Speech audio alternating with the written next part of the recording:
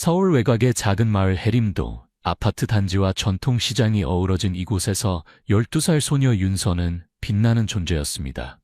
까만 머리카락과 맑은 눈동자를 가진 윤서는 학교에서도 성적이 우수하고 밝은 미소로 주변 사람들에게 사랑받았습니다. 윤서의 가족은 겉보기엔 완벽했습니다. 아버지 김민석 씨는 유명 건설회사의 엔지니어로 서울의 여러 현대적인 건물 설계에 참여한 인물이었습니다. 어머니 박지영 씨는 큰 농업기업의 관리자로 일하며 지역 농가에 작물 품종을 배포하는 일을 맡고 있었습니다. 윤서는 이런 부모님의 자랑이자 가정의 중심이었습니다. 매일 아침 윤서는 해림중학교로 향하는 길을 즐겁게 걸었습니다. 그 학교는 헌신적인 교사들로 유명했고 윤서는 특히 문학과 생물학에서 두각을 나타냈습니다. 질문을 많이 하고 호기심이 넘치는 그녀를 선생님들은 모두 좋아했습니다. 그러나 완벽해 보이던 이 그림에 균열이 생기기 시작했습니다. 민석 씨의 회사는 큰 다리 건설 프로젝트가 자금 부족으로 중단되면서 어려움을 겪게 되었습니다. 밤늦게까지 이어지는 회의, 긴장된 전화통화가 따뜻한 가족 식사 시간을 대체하기 시작했습니다. 한편 지영 씨도 농업협동조합이 작물 실패로 위기에 처하면서 직장 압박에 시달렸습니다. 두 사람은 점점 멀어졌고 윤서는 그 변화를 분명히 느꼈습니다. 더 이상 부모님이 함께 저녁마다 이야기를 나누는 모습을 볼 수 없었고 윤서의 질문에는 지친 고개 끄덕임이나 나중에 윤서야 라는 미움의 대답만 돌아왔습니다. 윤서는 자신의 집에서 외톨이가 되어가는 느낌이었습니다. 그녀는 부모님을 기쁘게 하기 위해 더 열심히 공부하고 더 착한 아이가 되려고 노력했지만 아무도 알아차리지 못하는 것 같았습니다. 비 오는 어느 오후 윤서는 창가에 앉아 유리창에 흘러내리는 빗방울을 바라보며 생각했습니다. 뭔가를 해야 해. 이대로는 안 돼. 그 결심이 윤서를 한 가지 생각으로 이끌었습니다. 부모님이 그녀에게 시간을 내지 못한다면 그녀는 마음의 빈 공간을 채울 다른 방법을 찾아야 했습니다. 해림중학교는 단순한 학습 공간이 아니라 윤서가 위안을 찾는 곳이었습니다. 헌신적인 교사들 중에서도 젊고 열정적인 이수진 선생님은 윤서가 가장 존경하는 사람이었습니다. 수진 선생님은 생물학을 가르쳤지만 단순히 식물이나 동물에 대해 설명하는 데 그치지 않았습니다. 그녀는 종종 삶에 대한 이야기, 사람들이 어려움을 극복하는 방법에 대해 부드럽고 매력적인 목소리로 이야기했습니다. 윤서는 수진 선생님이 더 큰 꿈을 꾸라고 격려할 때마다 눈을 빛내며 열심히 들었습니다. 윤서의 지능과 학습 욕구를 알아본 수진 선생님은 일주일에 3번 가정 방문 학습을 제안했습니다. 윤서의 부모님은 즉시 동의했습니다. 그들에게 수진 선생님은 훌륭한 교사일 뿐만 아니라 그들이 바쁜 동안 딸의 발전을 도울 수 있는 사람이었습니다. 가정학습이 시작되었고 윤서는 곧 수진 선생님을 친한 언니처럼 생각하게 되었습니다. 노란 불빛으로 가득한 작은 방에서 그들은 단순히 학업에 대해 논의하는 것이 아니라 일상의 이야기를 나누었습니다. 어느 비 오는 저녁, 빗소리가 여전히 창밖에서 들려올 때 윤서는 망설이다가 말했습니다. 선생님, 저 너무 외로워요. 부모님은 요즘 너무 바빠서 이야기할 사람이 없어요. 수진 선생님은 미소 지으며 소녀의 어깨에 손을 얹었습니다. 윤서야, 넌 혼자가 아니야. 선생님이 항상 여기 있어. 필요한 게 있으면 언제든 말해. 그 말은 윤서의 마음을 따뜻하게 했습니다. 그녀는 수진 선생님과 특별한 유대감을 느꼈습니다. 단순한 교사와 학생의 관계가 아닌 깊은 이해의 연결이었습니다. 그때부터 그 수업 시간은 단순한 공부 시간이 아니라 윤서가 하루 종일 기다리는 시간이 되었습니다. 그러나 예상치 못한 일이 발생했습니다. 어느 오후 수진 선생님이 평소처럼 방문했을 때 윤서는 그녀를 방구석으로 끌고 가 속삭였습니다. 선생님, 부모님이 저를 데리고 나갈 시간이 없어요. 저는 그냥 한 번만 어디든 가고 싶어요. 이 느낌을 잊기 위해서라도 저와 함께 가주실래요? 수진 선생님은 잠시 생각하더니 고개를 끄덕였습니다. 물론이지. 내일은 주말이니까 데리고 갈게. 정말 즐거운 하루를 보낼 거야, 윤서야. 윤서는 환하게 웃었고 그녀의 눈은 기쁨으로 빛났습니다. 그녀는 이 여행이 자신의 삶에서 새로운 장을 열게 될 것이라는 사실을 알지 못했습니다. 아름답지만 아무도 예상치 못한 비밀이 숨겨진 장이었습니다. 다음 날 아침 해림동을 덮은 얇은 안개를 통해 첫 햇살이 비치기 시작했을 때 윤서는 이미 준비를 마쳤습니다. 그녀는 깨끗한 흰 셔츠, 작은 운동화를 신고 더할 나위 없이 환한 미소를 지었습니다. 수진 선생님은 정시에 도착했습니다. 오래되었지만 깨끗한 자전거를 타고 있었습니다. 자, 타자. 오늘은 특별한 곳으로 탐험을 떠날 거야. 그들은 구불구불한 시골길을 따라 자전거를 탔습니다. 양옆으로는 끝없이 펼쳐진 푸른 들판이 있었고 시원한 바람이 풀과 꽃의 향기를 실어왔습니다. 윤서는 뒤에 앉아 수진 선생님을 꼭 안고 있었고 마음속의 모든 슬픔이 사라지는 듯한 느낌이 들었습니다. 첫 번째 목적지는 마을 끝에 있는 작은 숲이었습니다. 높은 나무들이 하늘을 가리고 나뭇잎 사이로 빛이 새어들어와 땅 위에 반짝이는 빛의 줄무늬를 만들었습니다. 윤서는 환호성을 질렀습니다. 와, 정말 아름다워요, 선생님. 전 여기 한 번도 와본 적 없어요.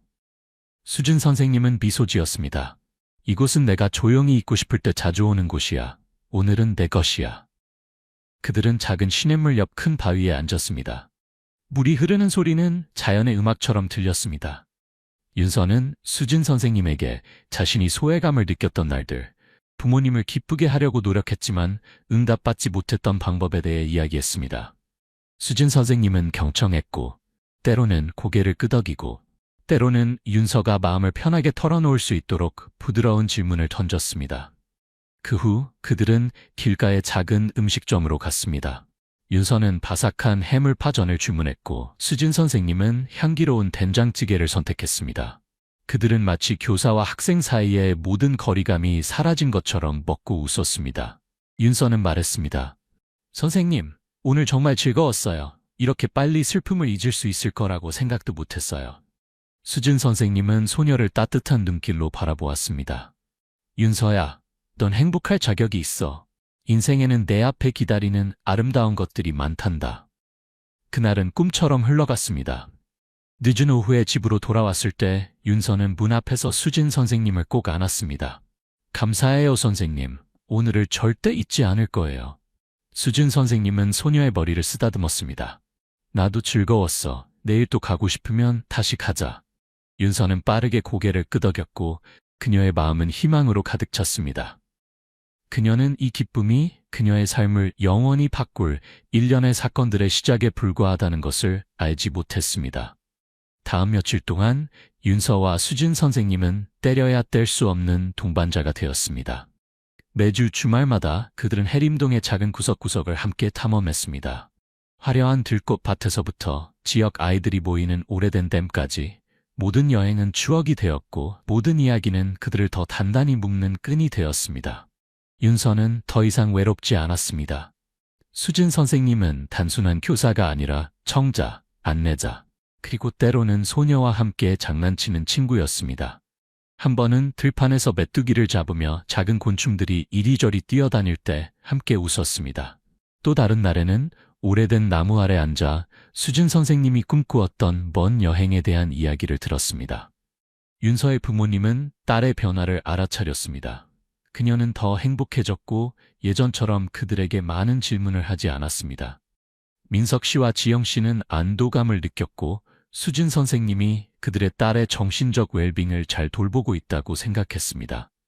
그들은 심지어 수진 선생님을 몇 번 저녁 식사에 초대하기도 했고 그녀의 헌신에 감사를 표했습니다. 그러나 어느 날 아침 윤서는 이상한 느낌으로 깨어났습니다. 그녀는 피곤함을 느꼈고 배가 약간 불편했지만 아마도 며칠 동안 너무 열심히 놀았기 때문이라고 생각했습니다. 그녀는 아무에게도 말하지 않고 조용히 식탁에 앉아 아침을 먹었습니다. 지영 씨는 출근 준비를 서두르며 딸을 바라보았습니다. 윤서야, 괜찮니? 안색이 안 좋아 보이는데. 네, 그냥 조금 피곤해요. 괜찮을 거예요. 윤서는 미소를 지으려고 노력하며 대답했습니다. 하지만 정오가 되자 불편함은 사라지지 않고 더 뚜렷해졌습니다. 윤서는 배에 둔한 통증을 느끼기 시작했습니다. 마치 몸 안에서 무언가가 깨어나는 것 같았습니다. 그녀는 방금 가정방문 수업을 위해 도착한 수진 선생님에게 달려갔습니다. 선생님, 배가 너무 아파요. 어떻게 해야 할지 모르겠어요. 수진 선생님은 눈썹을 찌푸리며 윤서의 이마에 손을 얹었습니다. 열은 없는 것 같은데. 어디 보자. 하지만 윤서의 고통스러운 표정을 보고 수진 선생님은 걱정했습니다. 어머님께 전화해야겠어. 뭔가 이상해. 지영 씨는 소식을 듣자마자 급히 집으로 돌아왔습니다. 배를 움켜쥐고 있는 딸을 보고 당황했습니다. 윤서야, 뭘 먹었길래 이렇게 아프니? 소화불량인가? 모르겠어요, 엄마. 그냥 점점 더 아파요. 윤서는 약한 목소리로 대답했습니다. 지영 씨는 망설임 없이 딸을 지역병원으로 데려가기로 결정했습니다. 수진 선생님도 걱정스러운 눈빛으로 함께 갔습니다. 그들은 이 병원 방문이 온 가족을 악몽 속으로 끌어들일 충격적인 비밀을 밝히게 될 것이라고는 예상하지 못했습니다. 해림병원은 작지만 깨끗한 건물로 복도에는 소독약 냄새가 희미하게 풍겼습니다. 윤서는 진료실로 안내되었고 침착한 중년 남성인 정 박사가 검진을 시작했습니다. 그는 증상에 대해 몇 가지 질문을 한 다음 소녀가 단순히 소화장애를 앓고 있다고 생각하며 진통제를 처방했습니다. 하지만 지영 씨는 여전히 불안했습니다. 여전히 배를 안고 창백한 얼굴로 누워있는 딸을 보며 그녀는 불길한 예감을 느꼈습니다. 그녀는 수진 선생님의 손을 잡고 속삭였습니다. 수진 씨, 뭔가 이상해요. 추가 검사를 해봐야 할 것 같아요. 아무것도 놓치고 싶지 않아요. 수진 선생님은 고개를 끄덕였습니다. 제가 의사에게 말해볼게요. 그들은 더 확실한 확인을 위해 초음파 검사를 요청했습니다. 정 박사는 그것이 단지 예방조치라고 생각하면서도 동의했습니다. 윤서는 초음파실로 안내되어 걱정스러운 눈으로 침대에 누웠습니다. 소녀는 왜 엄마와 수진 선생님이 그렇게 긴장하는지 이해하지 못했지만 그들을 둘러싼 무거운 분위기를 느낄 수 있었습니다. 초음파 기계가 윤서의 배 위를 지나갈 때 담당 의사인 젊은 여성 이 박사는 갑자기 멈췄습니다. 그녀의 얼굴은 창백해졌고 눈은 자신이 보는 것을 믿을 수 없다는 듯 커졌습니다. 그녀는 정 박사를 불러 윤서가 듣지 못하는 무언가를 속삭였습니다. 두 사람은 빠르게 대화를 나눈 후 정 박사는 지영 씨를 향해 돌아섰습니다. 지영 씨, 잠시 따로 이야기를 나눌 수 있을까요? 지영 씨와 수진 선생님은 의사를 따라 방 한쪽으로 갔습니다. 윤서는 그곳에 누워 심장이 두근거리며 무슨 일이 벌어지는지 이해하지 못했습니다. 지영 씨가 돌아왔을 때 그녀의 눈은 붉게 충혈되어 있었고 손은 결과지를 들고 떨리고 있었습니다. 그녀는 윤서를 바라보며 목이 메어 말했습니다. 윤서야, 엄마에게 진실을 말해줘. 우리에게 말하지 않은 무슨 일이 있었니? 윤서는 어리둥절했습니다. 아니요, 엄마. 무슨 말씀이신지 모르겠어요. 그냥 배가 아플 뿐이에요. 하지만 지영 씨는 더 이상 참을 수 없었습니다. 그녀는 딸을 꽉 안고 눈물을 흘렸습니다. 어떻게 이런 일이? 내 딸은 겨우 12살인데. 수진 선생님은 옆에 서 있었고 그녀의 얼굴은 빗기가 사라졌습니다. 초음파 결과는 윤서가 임신 중임을 보여주었습니다. 너무 어린 소녀에게는 믿기 힘든 일이었습니다. 정 박사는 추가 조사가 필요하다고 설명했지만 지영 씨는 거의 듣지 못했습니다. 그녀는 수진 선생님에게 돌아서서 단호하게 물었습니다. 수진 씨는 윤서와 가장 많은 시간을 보냈어요. 뭔가 알고 있나요? 수진 선생님은 고개를 저었고 그녀의 목소리는 떨렸습니다. 지영 씨, 맹세코 아무것도 몰라요. 저는 윤서를 위해 최선을 다하고 싶었을 뿐이에요. 방은 무거운 침묵에 잠겼습니다. 윤서는 상황의 심각성을 완전히 이해하지 못했지만 그것을 느낄 수 있었습니다. 소녀는 울기 시작했습니다. 엄마, 너무 무서워요. 저는 아무것도 몰라요. 그 끔찍한 비밀은 윤서의 가족이 준비되지 않은 고통스러운 진실로 이어지는 문을 열었습니다. 운명적인 초음파 검사 후 윤서의 가족 내 분위기는 폭풍이 다가오는 것처럼 질식할 듯 무거워졌습니다. 지영 씨는 딸의 침대 옆에 앉아 떨리는 손으로 윤서의 손을 잡았습니다. 방금 회사에서 호출된 민석 씨는 비 오기 전 하늘처럼 어두워진 얼굴로 방 한쪽에 서 있었습니다. 아무도 말하지 않았지만 모두의 시선은 침대에서 몸을 웅크리고 눈물에 젖은 12살 소녀를 향했습니다. 윤서야, 부모님에게 진실을 말해다오. 우리에게 숨긴 일이 있었니? 민석 씨가 깊지만 압박감 있는 목소리로 물었습니다. 윤서는 눈물을 흘리며 고개를 저었습니다. 아무것도 몰라요, 아빠. 그냥 배가 아팠을 뿐이에요. 너무 무서워요. 지영 씨는 딸을 꼭 안고 침착함을 유지하려고 노력했습니다. 괜찮아, 얘야. 무서워하지 마. 엄마는 너를 믿어. 하지만 이 일을 분명히 알아내야 해. 수진 선생님은 여전히 방문가에 조용히 서 있었지만 갑자기 말했습니다. 지영 씨, 민석 씨, 정말 무슨 일이 일어나고 있는지 이해할 수 없어요. 윤서랑 항상 함께 있었지만 비정상적인 것을 본 적이 없어요. 민석 씨는 차가운 눈빛으로 수진 선생님을 바라보았습니다. 당신은 가족 외에 윤서와 가장 가까운 사람이에요. 뭔가 있었다면 알았을 텐데. 맹세코 아무것도 몰라요. 수진 선생님은 떨리는 목소리로 대답했습니다. 저는 윤서가 공부하고 행복하기를 바랐을 뿐이에요. 하지만 수진 선생님의 설명은 민석 씨와 지영 씨의 의심을 누그러뜨리지 못했습니다. 그들은 윤서를 다시 병원으로 데려가 정 박사를 만나 더 많은 정보를 요구하기로 결정했습니다. 진료실에서 정 박사는 한숨을 쉬며 초음파 결과를 책상에 올려놓았습니다. 지금 가족의 심정을 이해합니다. 하지만 결과는 매우 명확합니다. 원인을 확인하기 위해 윤서에게 더 물어봐야 합니다. 윤서는 당황스러웠지만 의사의 질문 하나하나에 대답하려고 노력했습니다. 그녀는 학교에서의 평범한 날들, 수진 선생님과의 과외 수업, 최근의 여행에 대해 이야기했습니다. 하지만 소녀의 이야기에는 특이한 점이 없었습니다. 정 박사는 눈썹을 찌푸리며 윤서의 부모님에게 돌아섰습니다. 소녀가 무슨 일이 일어났는지 인식하지 못할 수 있습니다. 가족이 면밀히 관찰하고 더 많은 단서가 있으면 보고하시기를 제안합니다. 집으로 돌아가는 길에 지영 씨는 윤서를 품에 안고 속삭였습니다. 엄마가 그동안 더 많이 곁에 있어주지 못해서 미안해. 이제부터는 엄마가 늘 내 곁에 있을게. 하지만 그녀의 마음속에선 끊임없이 한 가지 의문이 떠올랐습니다. 누가 이런 일을 저질렀을까? 그리고 왜 윤서는 아무것도 모르는 걸까? 그날 밤 민석 씨와 지영 씨는 몇 달 만에 처음으로 함께 앉았습니다. 일에 관한 논쟁이 아니라 가족의 아픔에 함께 맞서기 위해서였습니다. 민석 씨가 말했습니다. 우리는 각자의 일에 너무 빠져서 아이를 잊고 있었어. 이제 어떻게 해야 하지? 지영 씨는 눈물을 닦으며 말했습니다. 우리는 얼마나 고통스럽더라도 진실을 찾아야 해. 윤서는 우리의 전부야. 그들은 윤서와 가장 가까운 사람들부터 조사하기로 결정했고 수진 선생님이 명단의 첫 번째였습니다. 하지만 그들은 진실이 상상했던 것보다 훨씬 복잡하다는 것을 알지 못했습니다. 이후 며칠 동안 윤서는 회복을 위해 학교에 가지 않고 집에서 쉬었습니다. 소녀는 여전히 순진무구했고 자신의 몸에 일어나는 이상한 변화를 완전히 이해하지 못했습니다. 지영 씨는 딸 곁을 한 발짝도 떠나지 않고 이야기하고 돌봤습니다. 민석 씨는 조용히 조사를 시작했고 이 끔찍한 미스터리 뒤에 숨은 원인을 찾기로 결심했습니다. 수진 선생님은 대면 조사를 위해 집으로 불려왔습니다. 민석 씨의 감시하는 시선 아래 그녀는 윤서와 함께 보낸 시간에 대한 모든 세부 사항을 설명했습니다.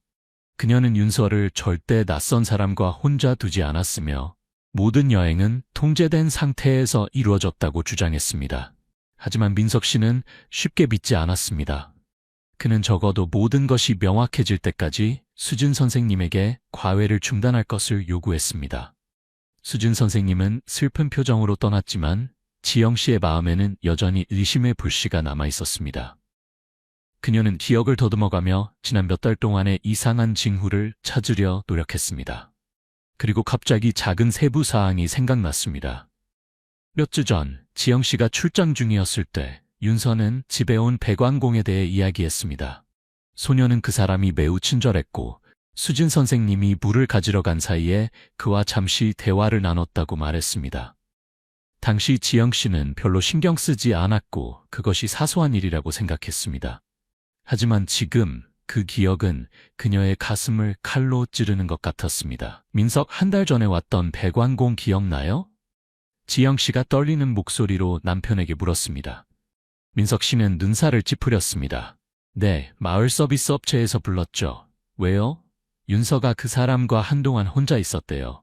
수진 선생님이 그 순간에 자리를 비웠고 민석 씨는 즉시 배관 서비스에 연락해 그 작업자에 대한 정보를 찾았습니다. 몇 번의 통화 끝에 그들은 그의 이름이 김호철이라는 것을 알게 되었습니다.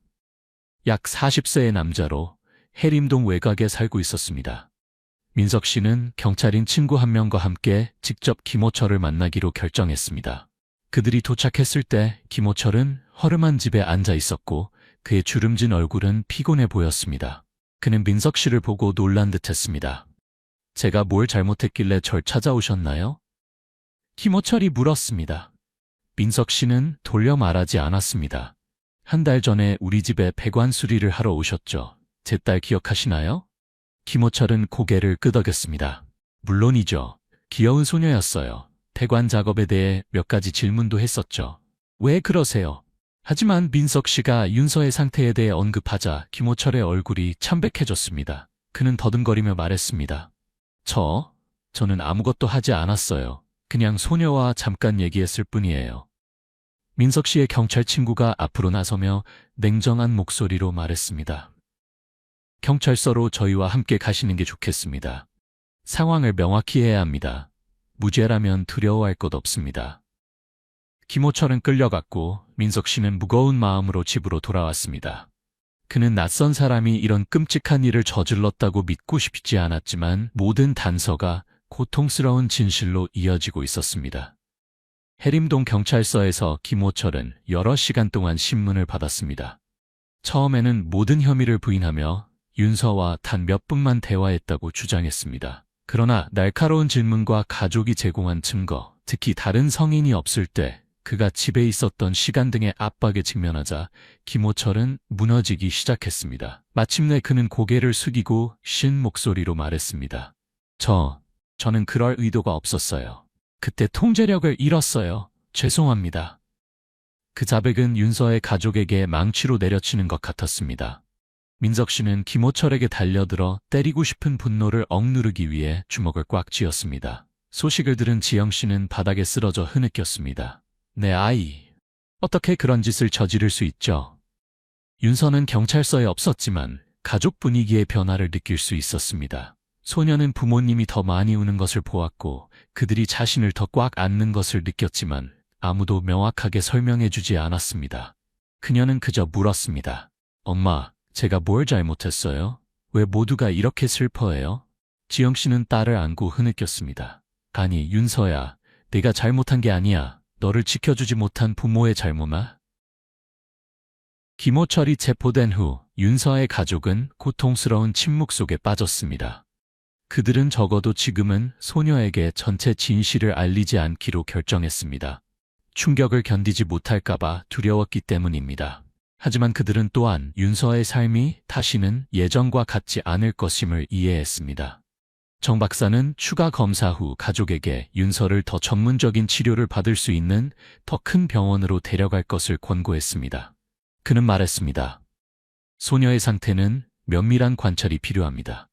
우리는 그녀의 안전을 보장하기 위해 최선을 다할 것입니다. 민석 씨와 지영 씨는 동의했습니다. 그들은 윤서를 도 병원으로 데려갔고 그곳에서 소녀는 헌신적인 의사들의 보살핌을 받았습니다. 그 기간 동안 두 사람은 번갈아가며 딸 곁을 지키며 그들이 놓친 시간을 만회하려고 노력했습니다. 진실을 알게 된 수진 선생님은 붉은 눈으로 윤서를 방문했습니다. 윤서야, 그때 내 곁에 있지 못해 미안해.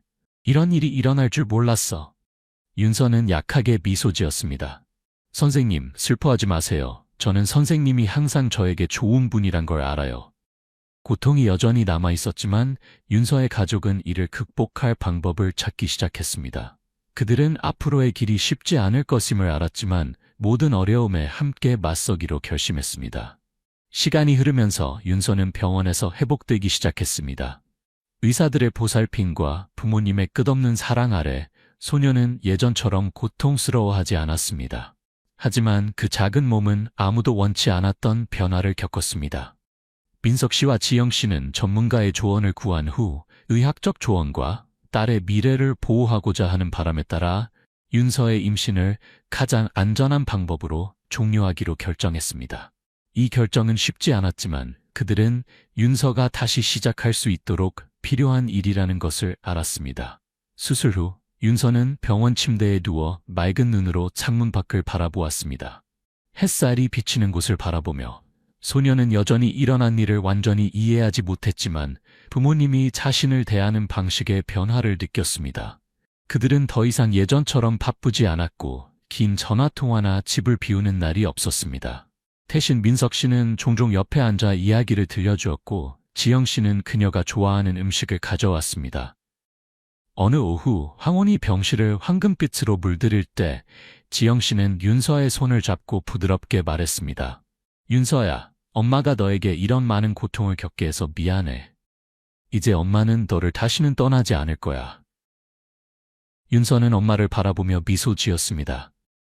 엄마, 그렇게 말씀하지 마세요. 저는 엄마와 아빠가 항상 저를 사랑한다는 걸 알아요. 저는 그냥 모두가 행복했으면 좋겠어요. 민석 씨가 작은 상자를 들고 들어왔습니다. 그는 상자를 열었고 안에는 윤서의 이름이 새겨진 예쁜 목걸이가 있었습니다. 이건 아빠가 너에게 주는 선물이야. 무슨 일이 있어도 아빠와 엄마가 항상 내 곁에 있다는 걸 기억하게. 윤서는 부모님을 안았고 눈물이 뺨을 타고 흘러내렸습니다. 하지만 이번에는 행복한 눈물이었습니다. 소녀는 그들이 자신에게 주는 사랑을 느꼈습니다. 예전에는 바쁜 날들에 가려졌던 감정이었습니다. 윤서가 퇴원했을 때 가족은 평화를 찾기 위해 한동안 해림동을 떠나기로 결정했습니다. 그들은 바다 근처의 작은 마을로 이사했습니다. 맑은 공기와 부드러운 파도 소리가 치유의 약물처럼 작용하는 곳이었습니다. 민석 씨는 건설 일을 잠시 미루고 지역 어민들을 위한 배수리에 집중했습니다. 지영 씨는 협동조합에서 완전히 그만두고 해변가에 작은 카페를 열었습니다. 그들의 삶은 느려졌지만 그 어느 때보다 따뜻했습니다.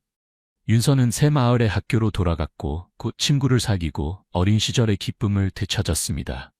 그녀는 더 이상 해림동에서의 아픈 날들을 언급하지 않았지만 마음속으로는 항상 강인함에 대한 교훈을 간직했습니다. 수진 선생님은 오랜 자책 끝에 윤서를 방문했습니다. 두 사람은 예전처럼 해변가에 앉아 이야기를 나눴습니다. 저는 여전히 그 일 때문에 스스로를 탓해요. 수진 선생님이 먼 곳을 바라보며 말했습니다. 이제 더 이상 슬퍼하지 마세요, 선생님.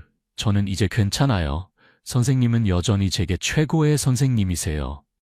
윤서는 대답했고 그녀의 미소는 파도 위의 햇살처럼 빛났습니다.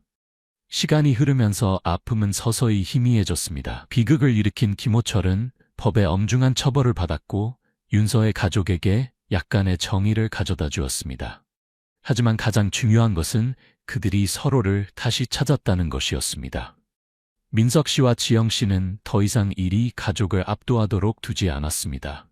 그들은 매일 저녁 윤서와 함께 앉아 그녀의 학교 생활과 새로운 꿈에 대해 이야기했습니다. 어느 아침 가족이 함께 해변을 거닐 때 윤서는 앞으로 달려갔습니다.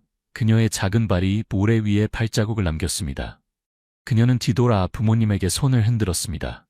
아빠, 엄마, 저는 의사가 되고 싶어요. 저처럼 아픈 사람들을 도와주고 싶어요. 민석 씨와 지영 씨는 서로를 바라보며 미소 지었습니다. 그들은 딸이 어둠을 극복하고 빛을 찾았다는 것을 알았습니다. 한때 방황하던 윤서는 이제 희망과 힘을 가진 작은 불꽃이 되었습니다. 윤서의 이야기는 슬픔으로 끝나지 않고 새로운 시작으로 마무리되었습니다. 한때 부서졌던 그녀의 가족은 이제 사랑과 이해로 다시 하나가 되었습니다. 부드러운 아침 햇살 아래 그들은 함께 걸었고 앞으로의 날들, 치유와 행복의 날들을 맞이할 준비가 되어 있었습니다. 한 영재 소년이 법정에서 웃음거리가 되었지만 단 몇 마디로 자신의 실력을 증명하며 판사를 말문이 막히게 만들었다. 서울중앙지방법원의 복도에서 저 아이라고? 말도 안 돼 라는 속삭임이 소나기처럼 쏟아졌다. 차가운 빗물이 창문을 두드리는 소리가 법정 안의 긴장감을 더욱 고조시켰다.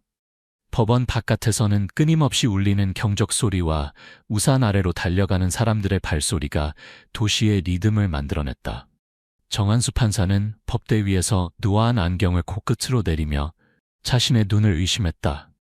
60년 인생에서 이런 광경은 처음이었다. 법정 안으로 들어선 17살 소년 박서진은 낡은 구두에 흰 셔츠만 입은 채 등에는 무거워 보이는 검은 가방을 메고 있었다. 그의 옷은 완벽하게 다림질된 정장을 입은 변호사들 사이에서 마치 검은 바다에 떠있는 작은 하얀 배처럼 눈에 띄었다. 오늘 대한개발과 김영숙 여사의 토지 분쟁을 심리하겠습니다. 양측 변호인은 나와 주십시오. 정판사의 목소리가 법정 안을 가득 채웠다. 대한개발 측 변호사들이 자신만만한 표정으로 일어났다. 그러나 원고 측에선 아무도 일어나지 않았다. 이상하게 여긴 판사가 다시 한번 원고 측 변호인을 찾는 순간 법정 뒤쪽에서 조용한 발걸음 소리가 들려왔다. 서진은 천천히 그러나 확신에 찬 걸음으로 앞으로 나아갔다. 그의 젊은 얼굴에서는 두려움보다 결단력이 더 강하게 느껴졌다. 법정 안의 모든 사람들이 숨을 죽인 채 이 비정상적인 광경을 지켜보았다. 몇몇 변호사들은 고숨을 치며 무시하는 눈길을 던졌지만 서진은 그들의 시선을 무시한 채 앞만 보았다. 기아는 김영숙 여사의 변호인입니까? 정 판사의 목소리에는 의심과 경멸이 섞여 있었다. 네, 판사님. 저는 김영숙 여사의 변호인 박서진입니다. 그의 또렷한 목소리가 법정 안을 가득 채웠을 때 법정 뒤쪽에서 허리가 굽은 노인 한 명이 떨리는 손으로 일어났다. 김영숙 여사였다. 그녀의 주름진 얼굴에는 걱정과 희망이 동시에 서려 있었다. 저 아이가 제 변호사가 맞습니다. 다른 아무도 저를 도와주지 않았어요. 그녀의 말에 법정 안은 더욱 소란스러워졌다. 정 판사는 망치를 내리쳤다. 조용히 하십시오. 자격증명을 요구합니다. 지금 당장. 서진은 가방을 내려놓고 봉인된 서류 봉투를 꺼냈다. 그리고 그 순간 모두의 예상을 뒤엎을 법정 싸움이 시작되려 하고 있었다. 법정 직원이 서진의 자격증 서류를 정 판사에게 전달했다. 정 판사는 안경을 고쳤으며 문서를 꼼꼼히 살펴보기 시작했다. 그의 표정이 점차 변해갔다. 처음에는 분명한 조롱과 불신이 있었으나 문서를 넘길수록 그의 눈썹이 점점 더 높이 올라갔다. 이건 정규대한 변호사협회의 자격증이. 정 판사 목소리에는 여전히 의심이 깔려 있었다. 어떻게 이런 나이에 자격증을 받았습니까? 무슨 특별 프로그램이라도? 서진은 침착하게 대답했다. 판사님, 저는 많이 공부했을 뿐입니다. 하지만 지금은 제 개인적인 이야기보다는 의뢰인의 방어가 더 중요하다고 생각합니다. 정 판사의 얼굴에 당혹감이 스쳤다. 법정 안의 변호사들과 방청객들 사이에선 놀라움과 의심이 섞인 웅성거림이 커져갔다.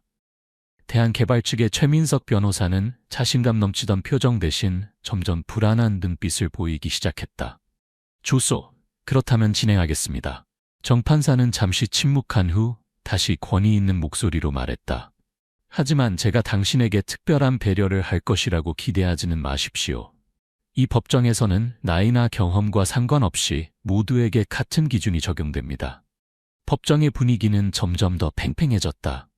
여러 노련한 변호사들은 여전히 서진을 어린아이 취급하며 비웃고 있었지만 몇몇은 그의 단호한 태도에 호기심을 보이기 시작했다. 김영숙 여사는 떨리는 손을 가슴에 얹고 기도하는 듯한 표정으로 앉아 있었다.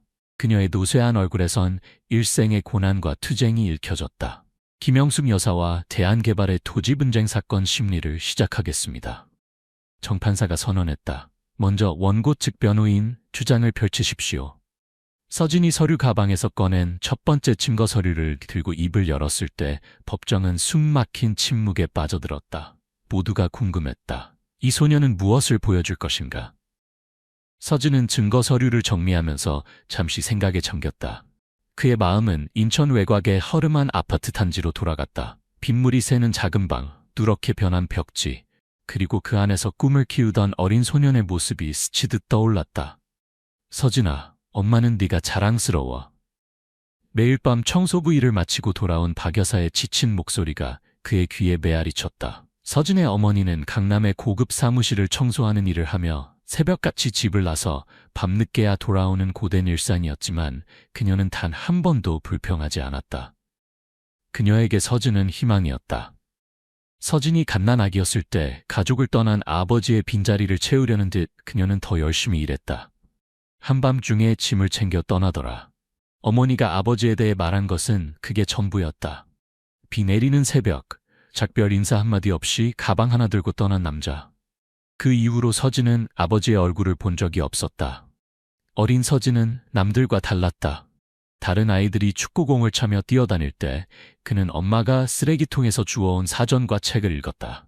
5살 때 이미 어른들도 놀랄 정도의 단어를 사용했고 7살 때는 신문을 똑바로 읽을 수 있었다. 이 아이는 특별해요. 초등학교 교사가 박 여사에게 말했던 날, 그녀는 눈물을 흘렸다. 가난한 청소부의 아들이 특별하다는 말을 들을 수 있다는 것은 그녀에게 기적 같았다. 서진은 10살 때 중학생들도 풀지 못하는 수학 문제를 풀었다. 12살 때는 지역 글쓰기 대회에서 부유한 사립학교 학생들을 제치고 우승했다. 그의 글은 심사위원들의 마음을 움직였다. 가난한 소년이 그린 정의와 평등에 대한 순수한 세상의 모습이 그들의 가슴을 울렸다. 이은철 선생님은 서진의 재능을 발견한 첫 번째 사람이었다. 그는 법률책을 가져와 서진에게 말했다. 누구도 너를 다르게 생각하게 하지 마. 빗물이 창문을 두드리는 소리에 서진은 현실로 돌아왔다. 법정에 앉아있는 김영숙 여사의 불안한 눈빛이 그의 어머니를 떠올리게 했다. 그 눈빛에는 같은 희망과 두려움이 있었다. 서진은 깊게 숨을 들이마셨다. 그는 이 순간을 위해 태어났다. 비록 법정에 있는 모든 사람들이 그를 의심하고 있지만 그는 물러서지 않을 것이다. 증거 제시하겠습니다. 서진의 목소리가 다시 법정에 울려 퍼졌다. 서진 학생, 축하합니다. 서울 대명고등학교에서 전액 장학금을 제공하기로 결정했습니다. 이윤철 선생님의 목소리는 기쁨으로 가득했지만 서진의 마음은 복잡했다. 서울의 엘리트 학교로 진학한다는 것은 인천의 작은 아파트를 떠나 낯선 세계로 뛰어드는 것을 의미했다. 하지만 어머니의 눈물 어린 미소를 보며 그는 이 기회를 잡기로 결심했다. 우리 아들, 드디어 내 재능에 맞는 곳을 찾았구나. 어머니가 속삭였다. 대명고등학교 첫날 서진은 즉시 자신이 다른 세계에 들어왔음을 깨달았다. 반짝이는 대리석 바닥, 최신 컴퓨터 장비, 그리고 외제차에서 내리는 학생들. 그의 낡은 교복과 닳아진 가방은 누가 봐도 눈에 띄었다. 너 어디서 왔어? 이런 학교에 어떻게 들어왔지? 쉬는 시간에 한 학생이 놀리듯 물었다. 장학생이래. 가난뱅이가 우리 학교에 오다니. 다른 학생이 속삭였다. 교실 뒤에 앉아 서진은 이 모든 말을 들었지만 아무런 반응도 보이지 않았다. 그는 공부에만 집중했다. 수학 시간에 그는 어려운 문제를 가장 먼저 풀었고 국어 시간에는 가장 깊은 분석을 제시했다. 그의 성적은 곧 전교 1등으로 올라섰다. 쟤는 로봇인가 봐. 감정도 없이 공부만 하네. 아냐, 분명 부정행위를 했을 거야. 그렇지 않으면 어떻게 우리보다 잘해? 모욕과 소외감이 서진을 따라다녔지만 그는 매일 밤 어머니의 말을 기억했다. 서진아, 네가 특별한 이유는 머리가 좋아서가 아니라 그 마음이 강하기 때문이야. 전환점은 학교가 토론 동아리를 개설했을 때 왔다. 첫 번째 토론 주제는 한국 교육 시스템의 불평등이었다. 서진은 자신의 경험을 바탕으로 너무나 열정적이고 논리적인 연설을 했고 교실은 완전한 침묵에 빠졌다. 교육은 모든 이에게 공평해야 합니다. 하지만 현실은 그렇지 않습니다. 저는 그 불평등의 증인이자 그것을 바꾸고 싶은 사람입니다. 그날 이후 몇몇 학생들의 시선이 바뀌기 시작했다. 소수였지만 진정한 친구들이 생겼다. 그러나 더 중요한 것은 서진 스스로가 자신의 목표를 더 명확히 하게 되었다는 점이었다. 난 변호사가 될 거야. 나처럼 목소리를 내지 못하는 사람들을 위해 싸울 거야. 이 결심은 그의 모든 공부의 방향을 제시했다. 밤늦게까지 법률 서적을 읽고 사회 문제에 관한 글을 쓰고 유명 변호사들의 변론을 분석했다. 그리고 이 모든 경험이 지금 이 순간 법정에서 첫 사건을 맡은 그를 만들어냈다.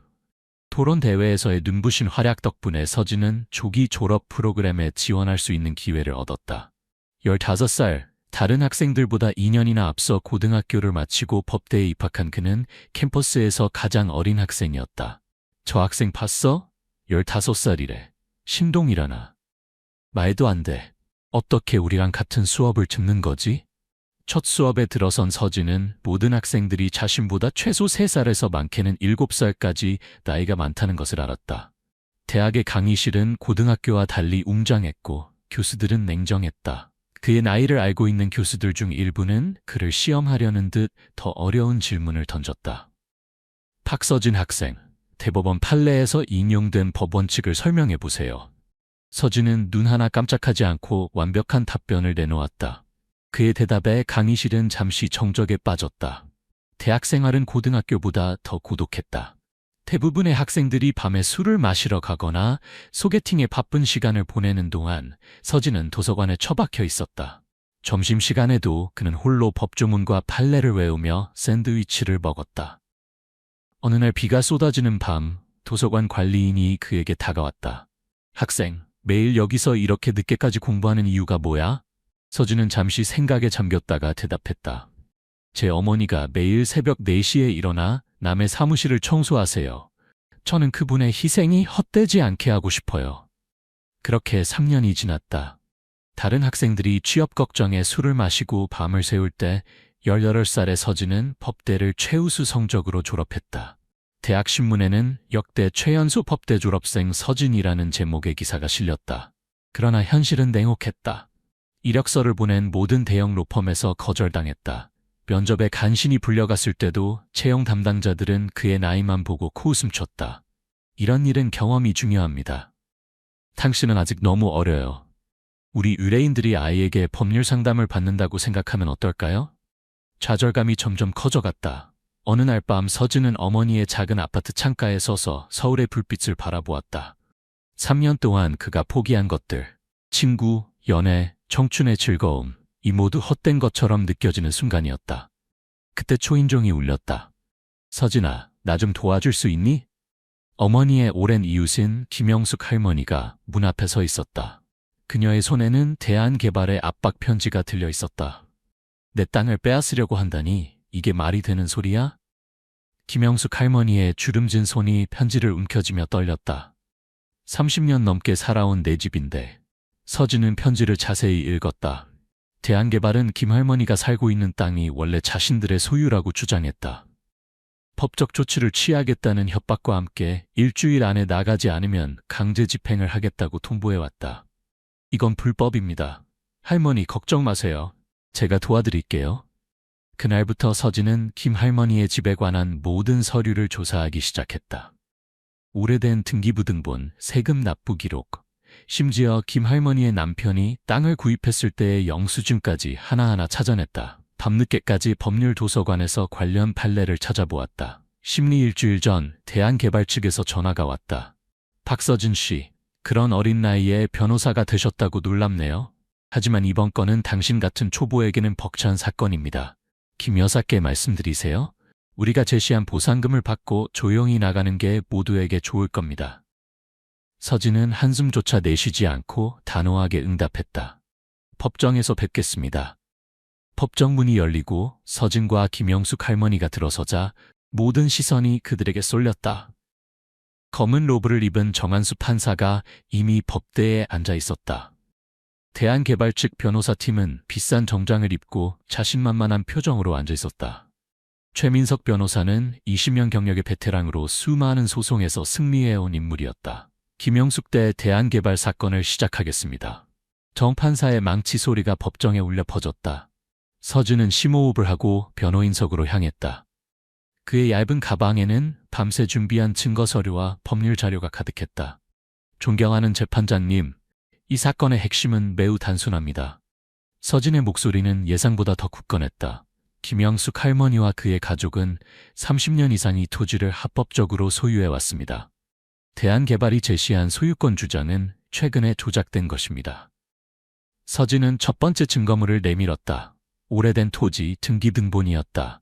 이 문서는 김영숙 할머니의 남편이었던 김민철 씨가 합법적으로 이 토지를 구매했음을 증명합니다. 당시 매도인의 서명과 날인이 모두 확인됩니다. 정 판사는 문서를 자세히 살펴보며 고개를 끄덕였다. 법정 안의 공기가 조금씩 바뀌고 있었다. 어린 변호사가 보여주는 전문성과 자신감의 놀란 표정이 하나둘 보이기 시작했다. 반면 대한개발이 제출한 소유 문서에는 여러 의심스러운 점이 있습니다. 서진은 두 번째 증거물을 꺼냈다. 이 문서에 있는 서명을 보십시오. 원래 문서의 서명과 비교했을 때 분명한 차이가 있습니다. 정 판사는 두 문서를 나란히 놓고 비교했다. 대한개발 측 최민석 변호사의 얼굴이 살짝 굳어졌다. 게다가 서진은 계속해서 말했다. 김영숙 할머니는 30년간 매년 재산세를 성실히 납부해 왔습니다. 여기 세금 납부 기록과 영수증이 있습니다. 서진은 세 번째 증거물로 오래된 세금 영수증 더미를 제출했다. 누렇게 변한 종이들이었지만 모두 김영숙의 이름으로 납부된 정식 영수증이었다. 최민석 변호사가 조급하게 자리에서 일어났다. 재판장님, 이런 오래된 영수증이 법적 소유권을 증명하지는 못합니다. 우리는 더 최근의 법적 권리 이전 문서를 가지고 있습니다. 서진은 침착하게 반박했다. 그 최근 문서야말로 검증이 필요합니다. 저는 전문가의 필적 감정을 의뢰했고 결과는 명백합니다. 그는 독립적인 필적 전문가의 보고서를 제출했다. 보고서는 대한개발이 제출한 문서의 서명이 원래 매도인의 것과 일치하지 않는다고 결론지었다. 법정은 다시 술렁였다. 방청석에 앉아있던 몇몇 변호사들은 이제 진지하게 서진의 증거 제시를 지켜보고 있었다. 김영숙 할머니는 떨리는 손으로 자신의 눈물을 닦았다. 오늘의 심리는 여기까지입니다. 다음 심리는 일주일 후로 하겠습니다. 양측은 추가 증거를 준비하십시오. 정판사가 선언했다. 서진이 자리로 돌아갔을 때 김영숙 할머니가 그의 손을 꼭 잡았다. 고마워, 서진아.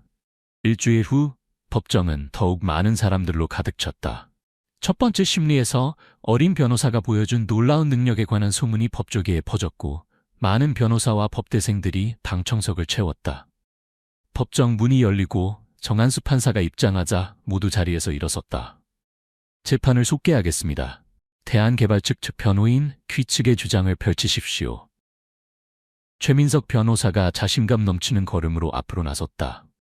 그의 회색 양복은 완벽하게 다림질되어 있었고 금태 안경 뒤로 날카로운 눈빛이 빛났다. 존경하는 재판장님, 최민석의 목소리는 깊고 권위 있었다. 우리는 김영숙 씨가 이 부동산에서 오랫동안 살아왔다는 점을 부정하지 않습니다. 그러나 소유권은 전혀 다른 문제입니다. 그는 가죽 서류 가방에서 두꺼운 서류 묶음을 꺼냈다. 이 문서들은 김민철 씨가 재정적 어려움으로 인해 해당 토지의 권리를 우리 회사에 매각했음을 증명합니다. 물론 김영숙 씨에게 계속 거주할 권리를 주었지만 법적 소유권은 우리에게 있습니다. 서진은 이 주장을 듣고 빠르게 메모를 했다. 김영숙 할머니의 얼굴이 창백해졌다. 또한 최민석은 계속했다. 박 변호사가 제출한 필적 감정은 적절한 절차를 거치지 않았습니다. 우리는 법원이 인정하는 공식 감정인의 보고서를 준비했습니다. 그는 또 다른 서류를 제출했다. 이 보고서는 서명이 진짜임을 확인합니다. 방청석에서 작은 소란이 일었다. 정판사는 망치를 두드려 조용히 시켰다. 박서진 변호사, 반박하시겠습니까? 서진은 자리에서 일어났다. 그의 얼굴은 여전히 침착했다. 네, 판사님. 먼저 김민철 씨는 이미 사망하셨습니다. 여기 사망 증명서가 있습니다.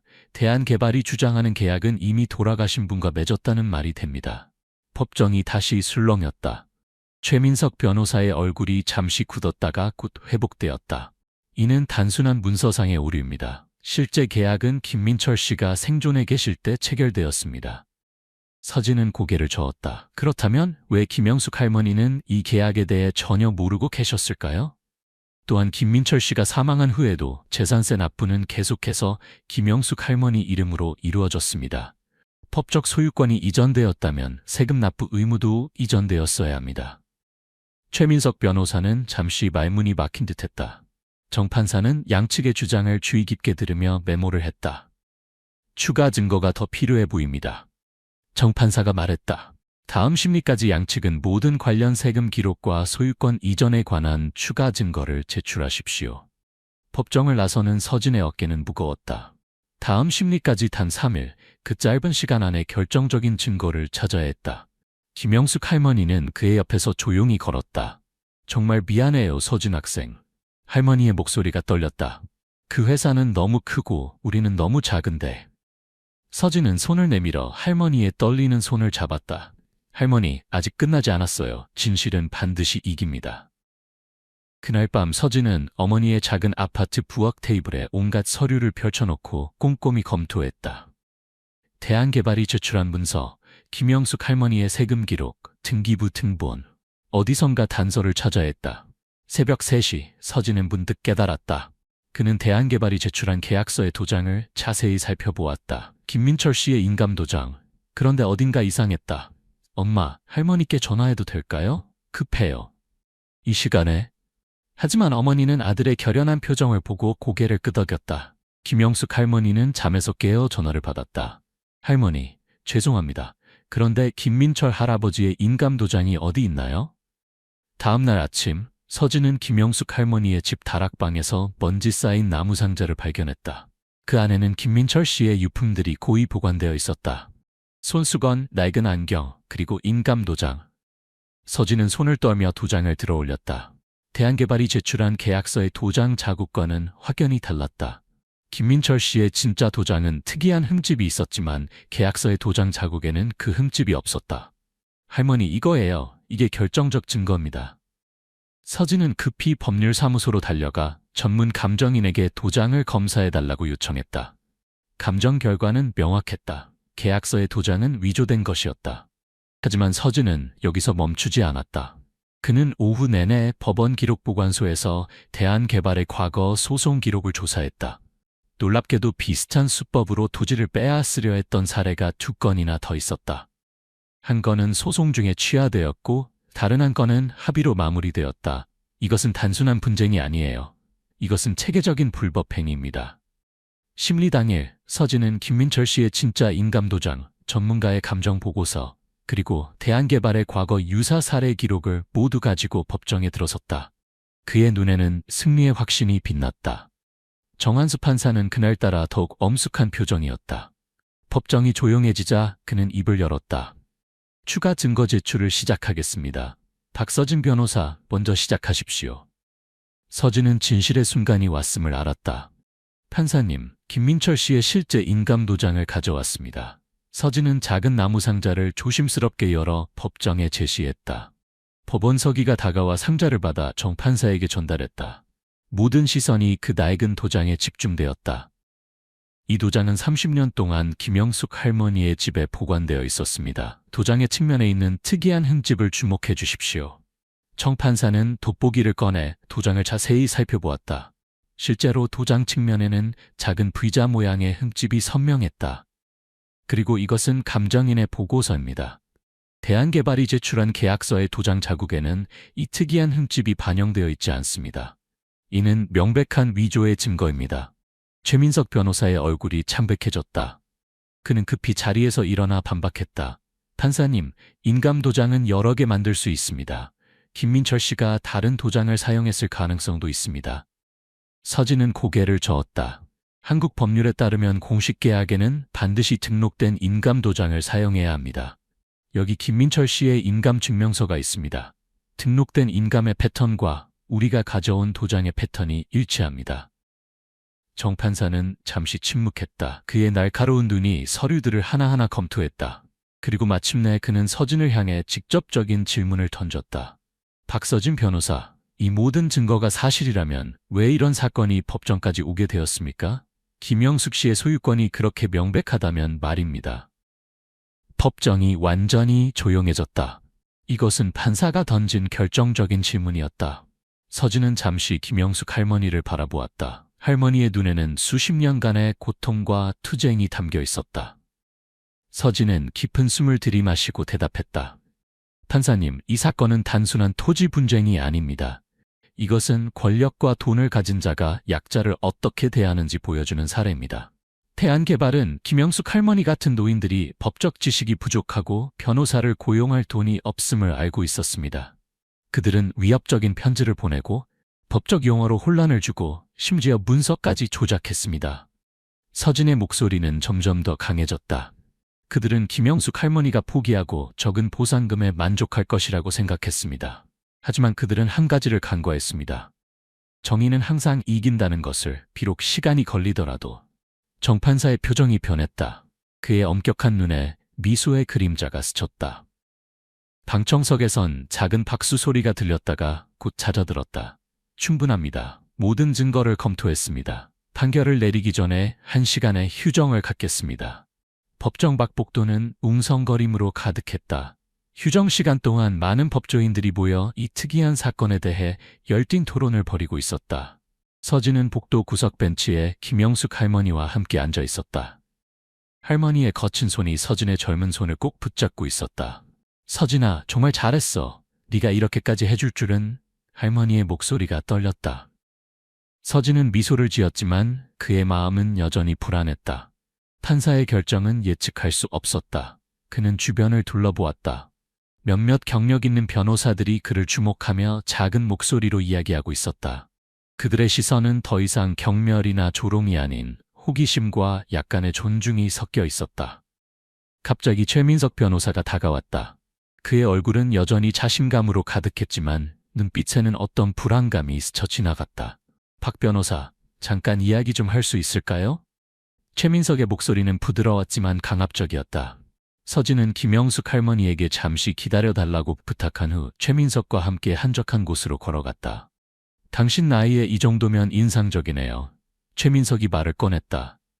하지만 현실을 직시합시다. 이런 사건에서 대기업을 상대로 이기는 건 불가능합니다. 우리가 항소하면 당신의 의뢰인은 더 큰 고통을 겪게 될 겁니다. 서진은 침착하게 대답했다. 그것이 위협인가요, 최 변호사님? 최민석은 웃음을 지었다. 아닙니다. 제안입니다. 우리 회사에서는 김영숙 씨에게 시세의 70%에 해당하는 보상금을 제공할 용의가 있습니다. 그녀의 나이를 생각하면 나쁘지 않은 제안이죠. 서진은 잠시 생각에 잠겼다. 실로 매력적인 제안이었다. 하지만 그는 김영숙 할머니의 눈물 젖은 얼굴, 30년간의 추억이 담긴 집을 떠나야 한다는 생각에 괴로워하는 모습을 떠올렸다. 최 변호사님, 이것은 단순히 돈의 문제가 아닙니다. 김영숙 할머니에게 그 집은 단순한 부동산이 아니라 인생의 일부입니다. 그리고 무엇보다 정의의 문제입니다. 최민석의 얼굴이 굳어졌다. 이상주의는 법조계에서 오래 가지 못합니다. 젊은 친구, 언젠가 당신도 알게 될 겁니다.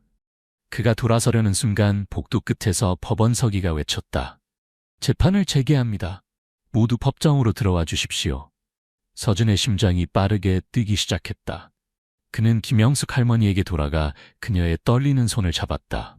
할머니, 어떤 결과가 나오더라도 우리는 최선을 다했습니다. 두 사람은 함께 법정 문을 향해 걸어갔다. 서진의 젊은 얼굴에는 결연함이 깃들어 있었다. 그는 이제 더 이상 불안하지 않았다. 진실은 그들 편이었고 그는 그것을 모두에게 보여주었다. 법정문이 열리고 모든 사람들이 다시 자리에 앉았다. 정한수 판사가 입장하자 법정은 완전한 침묵에 빠졌다. 모두 자리에 앉으십시오. 정한수 판사의 엄격한 목소리가 법정에 울려 퍼졌다. 그의 표정은 여전히 읽기 어려웠지만 눈빛에는 어떤 결단이 서려 있었다. 그는 책상 위에 놓인 서류들을 마지막으로 정리한 후 고개를 들었다. 본 법원은 이 사건의 모든 증거와 양측의 주장을 면밀히 검토했습니다.